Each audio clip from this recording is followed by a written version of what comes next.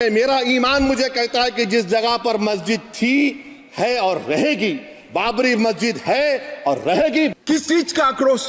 पूरा देश जब आनंद में डूबा है, भैया स्वागत कर लो, साथ में जुड़ जाओ, इसी से देश का भी भला है।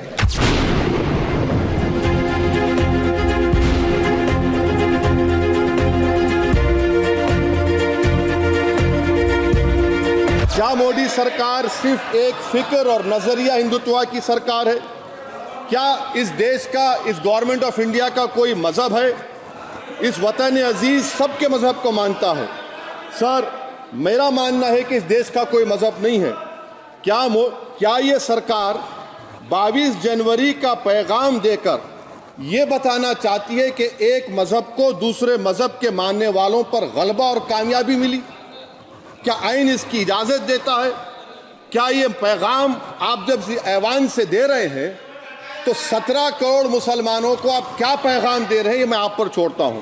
हमने एक प्रस्ताव पारित कर कहा था कि राम मंदिर का निर्माण, इसको कोई एक धर्म के साथ नहीं जोड़ना चाहिए।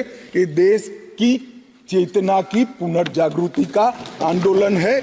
इसलिए हम राम जन्मभूमि को मुक्त कराकर, कानूनी रूप से मुक्त कराकर वहां पर राम मंदिर की स्थापना करेंगे। सर, 49 में धोखा हुआ, 86 में धोखा हुआ, 92 में धोखा हुआ, 2019 और 22 में भी इस ऐवान के जरिए हमको धोखा दिया जा रहा है।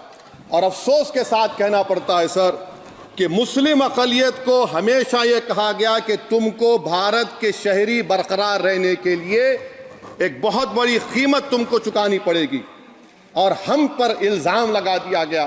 सर, क्या मैं बाबर का स्पोक्स पर्सन हूं? क्या मैं जिना का स्पोक्स पर्सन हूं? क्या मैं औरंगजेब का स्पोक्स पर्सन हूं? किस चीज का आक्रोश? हम 1986 से कह रहे हैं कि हमारा भव्य राम मंदिर बनना चाहिए, संवैधानिक तरीके से। क्या सुप्रीम कोर्ट की 5 जजों की खंडपीठ के जजमेंट से आप वास्ता रखते हो या नहीं रखते हो? भारत के संविधान से वास्ता रखते हो या नहीं रखते हो? किसी ने अगर सुप्रीम कोर्ट की अवहेलना कर वहां पर मंदिर बनाया होता तो आप कुछ भी कह सकते थे, मगर जब देश की सर्वोच्च अदालत के 5 जजों की खंडपीठ ने, और जिसकी अध्यक्षता स्वयं चीफ जस्टिस ऑफ इंडिया और आने वाले 4 चीफ जस्टिस कर रहे थे, ऐसी महत्वपूर्ण बेंच ने जब ये निर्णय लिया, तब आप कैसे कन्नी काट सकते हो? Let me stand as a tall Indian Muslim and say that the light of Indian democracy today is at its dimmest today, sir. Sir, in conclusion, मेरी फिक्र में, मेरा ईमान मुझे कहता है कि जिस जगह पर मस्जिद थी, है और रहेगी, बाबरी मस्जिद है और रहेगी, बाबरी मस्जिद जिंदाबाद, जिंदाबाद, भारत जिंदाबाद। पूरा देश जब आनंद में डूबा है, पूरा देश आध्यात्मिक चेतना की जागृति का अनुभव हो रहा है, भैया स्वागत कर लो, साथ में जुड़ जाओ, इसी से देश का भी भला है और सबका भला है। विभाजन की बात करने वाले लोगों से मेरा करबद्ध निवेदन है, समय को पहचानो, एकता के संदेश को स्वीकारो और आगे देखकर चलना शुरू करो।